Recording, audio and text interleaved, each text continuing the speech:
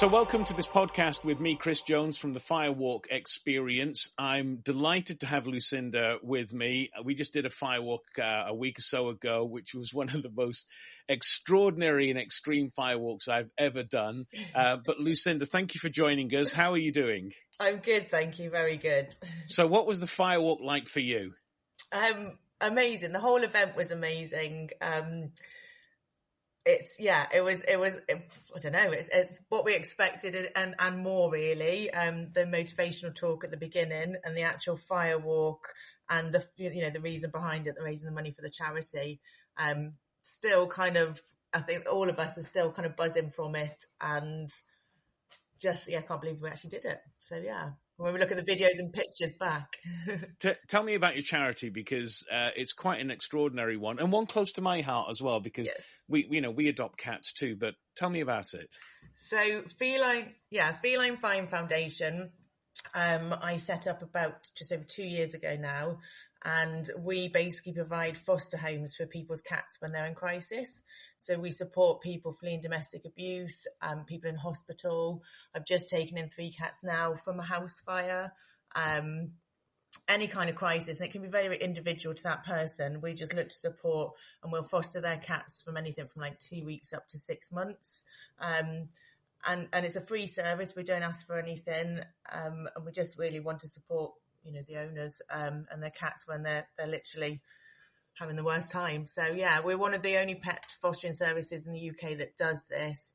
A lot specialise in domestic abuse, but we want to kind of help anyone in a crisis with their cats. But we are just kind of local to Bristol and Somerset, although we do get contacted from all over, even as far as Florida for help, which has been quite extraordinary. Now, this is, of course, just an audio podcast, but what I'm looking at right now is you're on camera and somebody's rubbing his head right on you, or her head right on you. Who have you got joining the screen with you? This is George. You can probably hear him purr, and he's got the loudest purr. This is one of my cats. And the whole reason I set up the charity was 3 years ago, literally 3 years ago today. I was at my lowest point. I was in a job that I loved. And basically I'd raised some concerns for staff and animal welfare and got bullied out, and I was facing being homeless and jobless because I lived on site where I worked, and ultimately my partner was saying, you're going to have to rehome some of your animals. At the time, because I worked in rescue, I had 7 cats and a dog, which I know is a little excessive, but it's part of the job. And we were having to think about rehoming some of them, and literally because I was at the lowest point in my life, if I had to rehome them, I literally wouldn't be here today. And I was so fortunate. I found my feet, kept my animals, and 3 years on, literally, we've got the charity. That's the whole reason I started the charity, was to help people that aren't as fortunate or don't have, the luck that I had. And 3 years on, we've got the charity. We're just literally buying a house and a setup for the charity so the charity can keep growing. And I've just, 3 years has been amazing.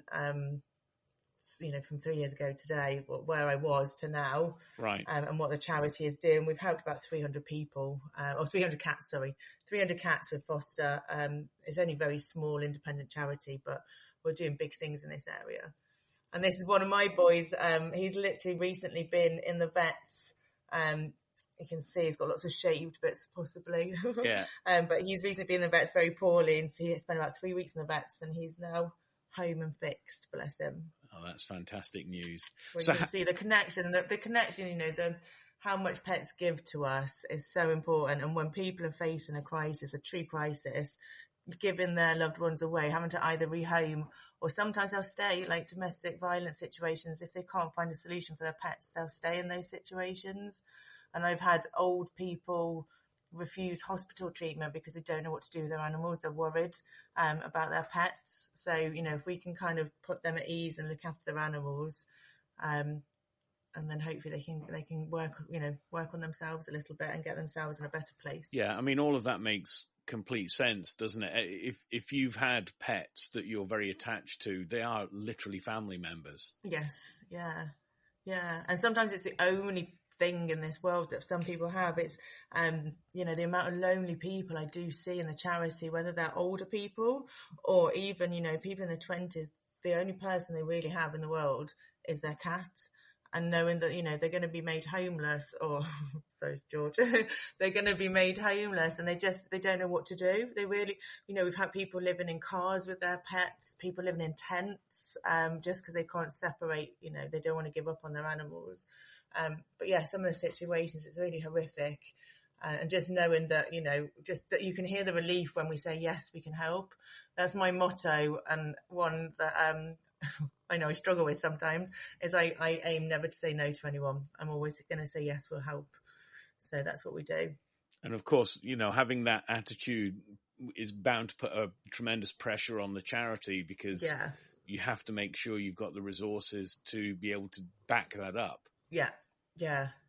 So how much did you raise through the charity, through the Firewalk? So I started for £5,000 purely because I'm very last minute and we only had 3 weeks to raise this money. So I went for 5,000. We soon got there. So I upped it to 7.5. We got there. So now I went for 10. And at the moment we're just short of 9,000, but the fundraiser is open to the 28th, so we're hoping to hit 10,000. Right. Which I'm quite confident we will. We've just got to do one more last push on it. But anyway, it's almost double what I intended to start with. Right. So it's fantastic. So we'll put the link to the funding page underneath this podcast, which will go live as quickly as I can get it out, so that hopefully we can help drive you over that £10,000 mark. Yeah. Amazing. Yeah, no, it'll be good. It's the reason I chose Firewalking is because last year I did a birthday fundraiser, and myself and my partner, I had to rope him in it because me dressing as a cat is probably quite a normal thing for most people that know me in my spare time. But no, so for my 44th birthday, I wanted to raise £4,400, and I said to Kenny, my partner, that we needed to dress as cats for 44 hours and people would sponsor us. And if they sponsored over £100, they set us a challenge. So basically for 44 hours, we just had fun doing these silly challenges around Bristol and Felton where we live. And we made over £5,500. Wow. So I had to think of something different this year. And it literally came to me while I was meditating. My meditation class, I just thought Firewalking, perfect. And managed to do it. I wasn't sure 3 weeks making £5,000, but we've nearly doubled that, which has been fantastic. That's amazing. And you also had a great photographer there. Yes, Tom, on the night. Tom. How much benefit have those photos been to you? Yes, Tom's been great. He took some really great footage of the event, and gave his time up for free. He's a big cat and dog fan. But yeah, really good to have him on board. George is really stealing the show here. I'm so gutted it's not a video podcast. I've got 6 cats. I'm surprised they're not all appearing from somewhere. But so you obviously had a celebrity as well. You had Steve with you. What kind of difference does that make? Oh, amazing! Steve Davis has been a patron for about a year now. So I run a cattery as well. And his cats come here. And when I eventually figured out who it was, because I didn't for a while, I asked him if he'd be a patron of the charity and explain what we do. And he just said, yeah, I'll be delighted to do that. So he's been phenomenal in just helping raise kind of our profile a little bit. And then actually coming and doing the Firewalk, I basically bullied him into it. So it's part of his patron role. So he was he was probably one of the most nervous, I think, at first. But yeah, no, it was great. And then afterwards, he did some music. So he also does DJing now. So him and Kenny did some music at the end. So it wasn't just a Firewalk, it was a really good evening of music. And obviously we're at Hedges Cider Barn, so lots of cider drunk too. And it was my birthday, so lots of celebrations. Yeah, it was a perfect venue and a perfect day for everything. So Hedges Cider Barn is just a little cider place in the middle of nowhere that hosted the event for us. So yeah, after the Firewalk, everyone's obviously very elevated and excitable. So we finished it off with a couple of ciders and some dancing to Steve and Kenny playing some music for us, which was amazing. So yeah, really, really good, fun day for everyone involved. Right. And because Steve is such a global celebrity as well, we decided to do certificates well, you asked for the certificates, so we put them together, and Steve very graciously signed them all. I had a quick chat with him when he was DJing, and I was wondering why my ears were bleeding. It was that loud, but he was having a great time. But he sat there and he just signed them all for us in the moment. But how did the certificates go down with the people who walked? Yeah, no, loved them. They loved the design and everything. And there were some people that kind of did the walk more for Steve, actually. A few people signed up because they were Steve fans, not necessarily Cat fans. So to have walk alongside him, doing something fun for charity, and then having him sign the certificates was really good. So a little bit extra for them to say thank you. Now, if you were going to advise somebody who was running a charity and wanted to raise some money for their particular, passion or cause, or even if you could go back in time and advise yourself before this one, because I might add the one thing: 3 weeks is a little bit tight. But what would you offer? What would you recommend people? What would you suggest to them? I think just do it. I like a challenge. 3 weeks was tough. In hindsight, I'd probably give myself at least twice that. But if you're really kind of into the cause, you're going to do it, and if you've got good people around you. But yeah, probably a little bit more time. We managed to get some great sponsors for the event that helped cover some of the costs. So a couple of our local businesses sponsored the event, so that helped cover. So it was more kind of money straight to the charity. And yeah, I mean, we asked people to raise £150, which again, some people thought was quite a lot, but most of them, if you have a look at the individual page, you can see that most of them kept increasing their targets because they kept smashing it.